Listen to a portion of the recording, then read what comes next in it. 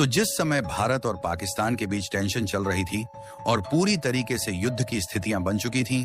तो भारत ने अपने हथियार बनाने वाली कंपनियों में छुट्टियां कैंसिल कर दी और हथियारों के प्रोडक्शन को तेज किया गया। यहां तक कि गोला बारूद बनाने वाली कंपनियों ने भी अपने गोला बारूद के प्रोडक्शन को तेज कर दिया और यह कहा गया कि आपको 24x7 भारतीय सेना के लिए हथियारों को बनाना है। भारत की जितनी भी सरकारी या प्राइवेट कंपनियां थीं, वह दिन रात भारत के लिए हथियारों को बनाने का काम कर रही हैं और इसके साथ ही भारत को जो अपग्रेडेशन चाहिए, जिसके लिए विदेश से अप्रूवल लेना पड़ता है, उसके लिए भी समय रहते भारत ने उन देशों को प्रपोजल भेज दिया था जिनका हथियार हम लोग लेते हैं। लेकिन इसमें जो सबसे बड़ी दिक्कत देखने को मिली वह फ्रांस की तरफ से देखने को मिली, क्योंकि भारत ने हाल ही में 63,000 करोड़ की डील फाइनल करते हुए फ्रांस से 26 राफेल खरीद तो जरूर लिया, लेकिन जब भारत इसके सोर्स कोड की डिमांड कर रहा है तो इसे देने में फ्रांस आनाकानी कर रहा है। जबकि किसी भी डिफेंस हथियार के लिए अगर सबसे ज्यादा कोई जरूरी चीज होता है तो वह सोर्स कोड ही होता है, क्योंकि भारत चाहता है कि हम ब्रह्मोस और आकाश जैसी स्वदेशी मिसाइल को इसमें लगाएं, क्योंकि राफेल भले ही फ्रांस का हो, लेकिन इसे हम नेक्स्ट लेवल पर ले जाकर और भी ज्यादा ताकतवर बना सके।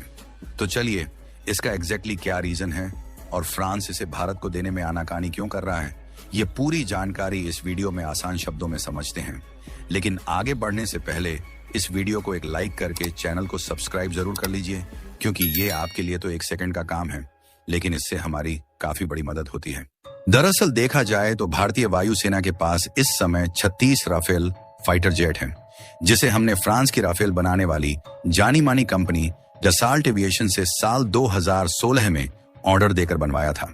और हाल ही में भले ही भारत और पाकिस्तान के बीच शुरू हुए युद्ध को अमेरिका जैसे देशों के दबाव में रुकवा दिया गया, लेकिन जिस तरीके से माहौल बन रहा था, ऐसे में यह बात 100% कंफर्म थी कि भारत और पाकिस्तान के बीच होने वाला युद्ध एक बहुत बड़ा रूप लेगा, जिसमें राफेल फाइटर जेट की अत्यधिक भूमिका रहने वाली थी।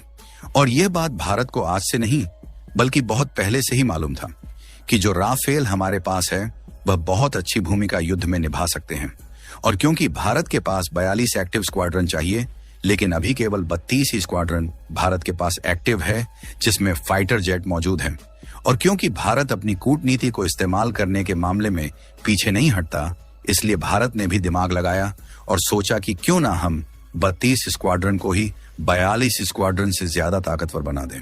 यानी कि भारत ने सोचा कि राफेल फाइटर जेट को ज्यादा एडवांस बना दिया जाए। और क्योंकि ताकतवर और घातक मिसाइल बनाने के मामले में भारत सबसे आगे चलता है, ऐसे में भारत चाहता है कि हम राफेल में अपने स्वदेशी हथियार लगाएं,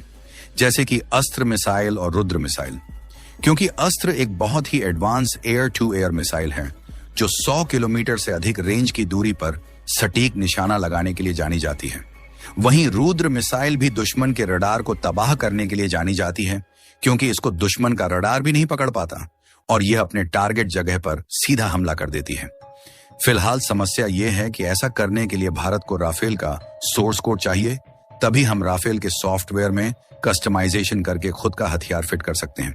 लेकिन जब भारत राफेल बनाने वाली डसॉल्ट एविएशन से सोर्स कोड की डिमांड कर रहा है, तो यह कंपनी भारत को यह क्रिटिकल टेक्नोलॉजी देने से सीधा सीधा मना कर रही है। दरअसल राफेल का सोर्स कोड उसके लिए एक प्रकार से दिमाग होता है, जो उसमें लगे सभी डिफेंस हथियारों के वर्किंग सिस्टम को कंट्रोल करता है, जो यह निर्धारित करता है कि हथियार कैसे काम करेगा, जैसे कि टारगेट को ट्रैक करना, फायर करना, रूटिंग सिस्टम को कंट्रोल करना और अन्य महत्वपूर्ण कार्य करना।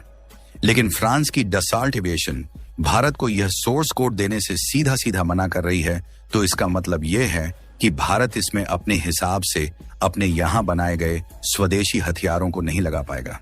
यानी कि हर बार भारत को इसमें फ्रांस के हथियार ही इस्तेमाल करने पड़ेंगे, जो कि कीमत में तो महंगे हैं ही, लेकिन भारत के लिए जरूरत के हिसाब से फिट नहीं बैठते।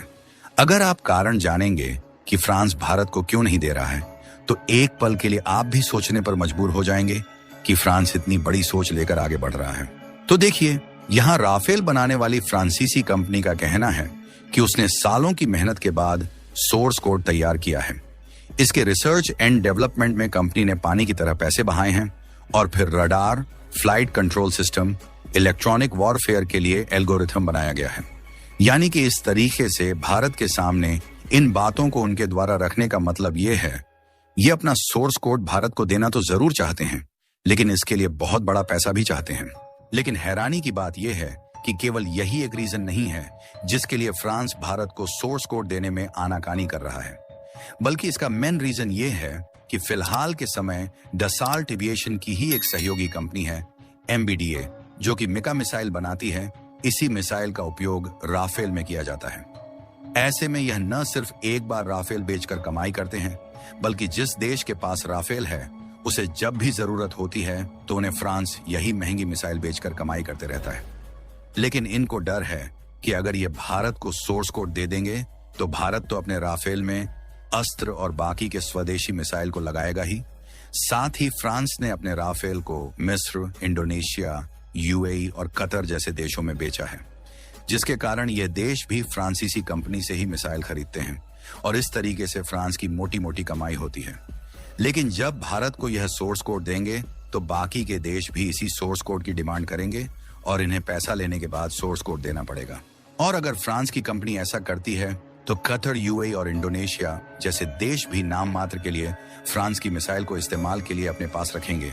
लेकिन जो ज्यादातर मिसाइल का उपयोग करना होगा उसकी जगह अस्त्र और बाकी की एयर टू एयर अटैक करने वाली मिसाइल को खरीदेंगे। क्योंकि पहली बात तो भारत की कंपनियों द्वारा बनाई जाने वाली ये मिसाइल लंबे समय तक टिकाऊ है और 100 किलोमीटर से भी अधिक की दूरी के सटीक टारगेट पर अटैक करने के साथ साथ फ्रांस की मिसाइल की तुलना में काफी सस्ती है।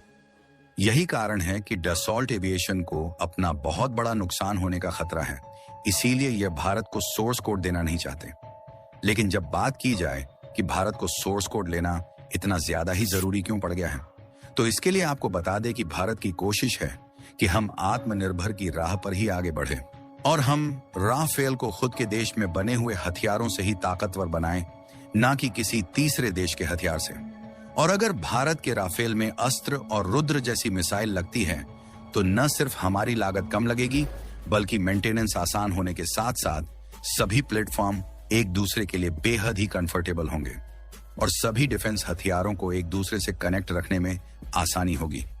आज जैसे तेजस और सुखोई में अस्त्र मिसाइल लग रही है, ऐसे में अगर राफेल में भी लग जाए तो हमारे लिए बहुत ही बढ़िया होगा। फिलहाल अगर फ्रांस भारत को सोर्स कोड का पूरा कंट्रोल ना दे, लेकिन कुछ हिस्सों का कंट्रोल देना चाहिए।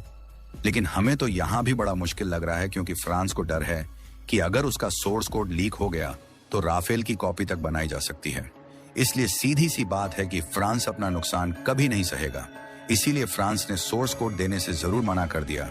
लेकिन भारतीय हथियारों के लिए थोड़ा बहुत इंटीग्रेशन करने को तैयार है। फिलहाल देखना यह होगा कि फ्रांस और भारत के बीच सोर्स कोड को लेकर आगे क्या बातचीत होती है। बाकी आपको क्या लगता है कि फ्रांस के द्वारा सोर्स कोड शेयर ना करने का रीजन क्या रहा होगा? कमेंट बॉक्स में जरूर बताएं और इस वीडियो को एक लाइक करके अपने मित्रों तक शेयर जरूर करें ताकि उन्हें भी जानकारी मिल सके। इसी तरह और भी नॉलेजेबल वीडियो देखने के लिए चैनल को सब्सक्राइब करके बेल आइकन को ऑल पर जरूर सेलेक्ट करें। जय श्री राम।